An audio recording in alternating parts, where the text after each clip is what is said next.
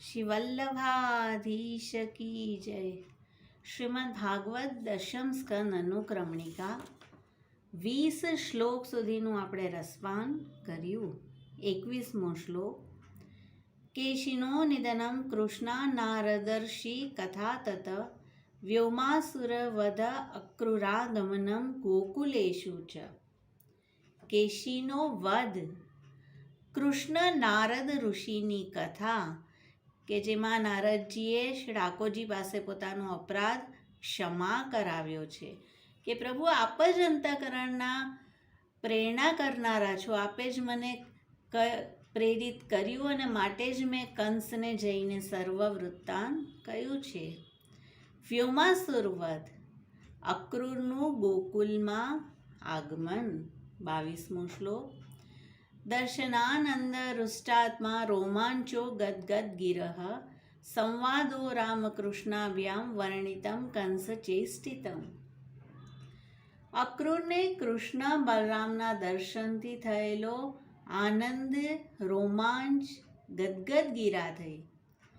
દંડવત કરેલા અક્રૂરનો શ્રી ઠાકોરજીની ભીતર જ પ્રવેશ થઈ ગયો અને હવે લીલા માટે અક્રૂર જેવું જ સ્વરૂપ શ્રી ઠાકોરજીએ બહાર પ્રગટ કર્યું છે.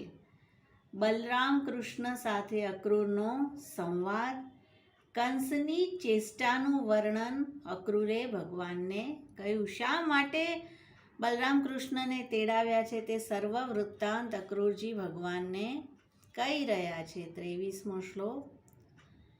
રામકૃષ્ણ પ્રયાણમ ચ તથા ગોપી પ્રલાપનમ મથુરાગમનમ મધ્યે હૃદય કૃષ્ણસ્ય દર્શનમ.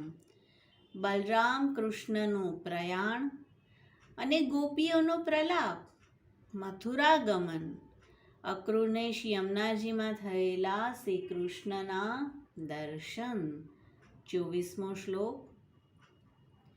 સ્તુતિ પૂરગતિ પશ્ચાત દર્શનમ પુરસંપદ રજકસ્ય શિરચ્છેદો વાયકસ્ય વરાદય.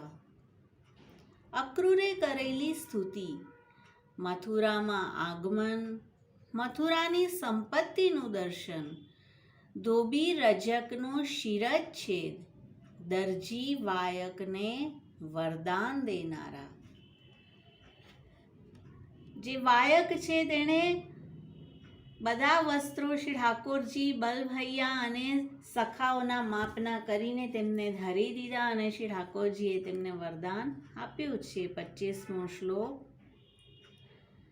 સુદામનો વરદાનશ્ચ કુબ્જા સંદર્શનમ હરે ધનુર્ભંગ સૈન્યવધ કંસ દુર્હેતુ દર્શનમ. સુદામાને વરદાન અને કુબ્જાનું સન્માન, સુગંધી લેપ શ્રી ઠાકોરજીને આપ્યા છે અને 3 અંગથી તેડી હતી તેને શ્રી ઠાકોરજીએ સીધી કરી છે. ધનુષ્ય ભંગ, સૈન્ય વધ, કંસને દુઃસ્વપ્નથી મરણનો ભય. રંગોત્સવે કુવલયા પીડ યુદ્ધ વિધાતનમ દર્શનમ રામકૃષ્ણસ્ય પૌરાણામ પ્રેમ દર્શનમ. 26મો શ્લોક. રંગ ઉત્સવ, રંગમંચમાં જે ઉત્સવ થઈ રહ્યો છે તેનું વર્ણન, કુવલયા પીડ સાથે યુદ્ધ અને તેનો વધ, રામકૃષ્ણના દર્શન રંગભૂમિમાં દરેકને જેવો ભાવ હતો તે રૂપે દેખાયા. 27મો શ્લોક. મલ્લાનામ નિધનમ રંગે કંસસ્ય સહ બંધુભિ પિત્રોશ્ચ સાંત્વનમ સર્વ સુહૃદામ પરિતોષણમ. મલ્લોનો વધ, રંગમંચ પર કંસ સાથે તેના બંધુઓનો વધ, માતા પિતાને સાંત્વન અને સુહૃદને સંતોષ કરનારા. 28મો શ્લોક. ઉગ્રસેના વિશેષચક્ક નંદાદિવ્રજ પ્રેષણમ ઈષદ્વિજાતિ સંસ્કાર પઠનમ ચ ગુરોર્ગૃહે. ઉગ્રસેનનો અભિષેક, નંદ વગેરેને વ્રજમાં મોકલ્યા, ઉપનયન સંસ્કાર અને ગુરુકુલવાસ. 29મો શ્લોક. મૃતપુત્ર પ્રદાનમ ચ ગુરો પંચ જનાર્દનમ પુનરાગમનમ શૌરેર મધુરપુર્યા મહોત્સવ. ગુરુને ગુરુ દક્ષિણામાં પંચજન્ય શંખનાદ કરી જનાર્દન ભગવાને તેમનો મૃત પુત્ર લાવી આપ્યો. મથુરામાં પુનઃ આગમન અને મધુપુરીમાં મહોત્સવ થયો છે. 30મો શ્લોક. ઉદ્ધવ પ્રેષણમ ગોપી વિલાપ પરિસાંત્વનમ કુબ્જારતિસ્ત્યાક્રૂર પ્રેષણમ ગજ સાયયે. ગોપીઓનો વિલાપ, તેમને વિશેષ સાંત્વના આપવા ઉદ્ધવજીને મોકલ્યા. ઉદ્ધવજીને પઠાવ્યા છે શ્રી ઠાકોરજીએ અને ગોપીજનોએ 10 શ્લોકમાં ભ્રમર ગીતનું ગાન કર્યું છે. અને પછી ઉદ્ધવજી શ્રી ઠાકોરજીનો સંદેશો તેમને શ્રવણ કરાવે છે.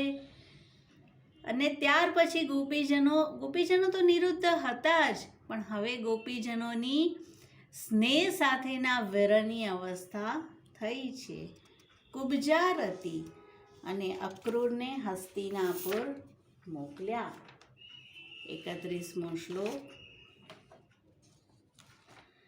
પાંડવેષુ ચ વૈષમ્યમ ધૃતરાષ્ટ્રસ્ય બોધનમ ઇતિ એવ દશમ સ્કંદ પૂર્વાર્ધે વિનિરૂપિતમ. પાંડવો પૃથા વ્યથા હરી ધૃતરાષ્ટ્રને બોધ કર્યો. આ રીતે દશમ સ્કંદનો પૂર્વાર્ધ વિશેષ નિરૂપણ કરાયો. હવે આવી રહ્યો છે દશમ સ્કંદનો ઉત્તરાર્ધ.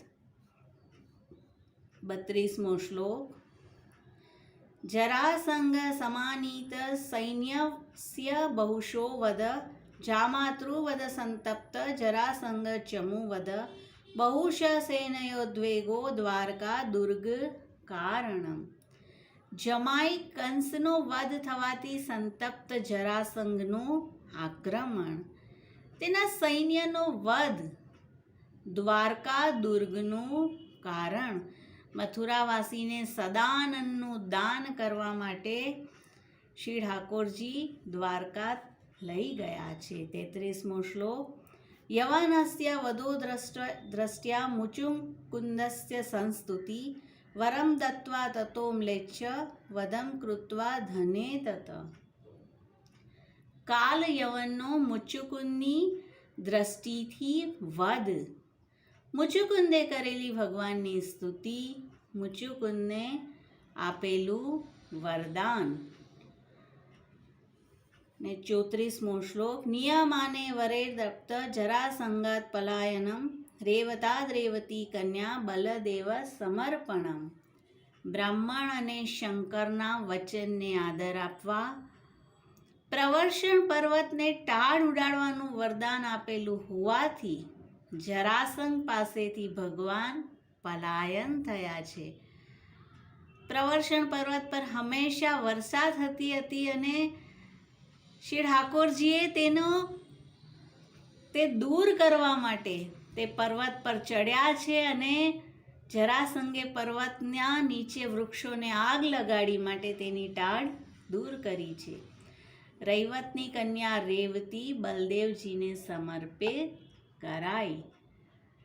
તો આ રીતે 34 શ્લોક સુધીનું આપણે શ્રવણ કર્યું અને 68 શ્લોકનો આ ગ્રંથ રહેલો છે. શિવલ્લભાધીશ કી જય.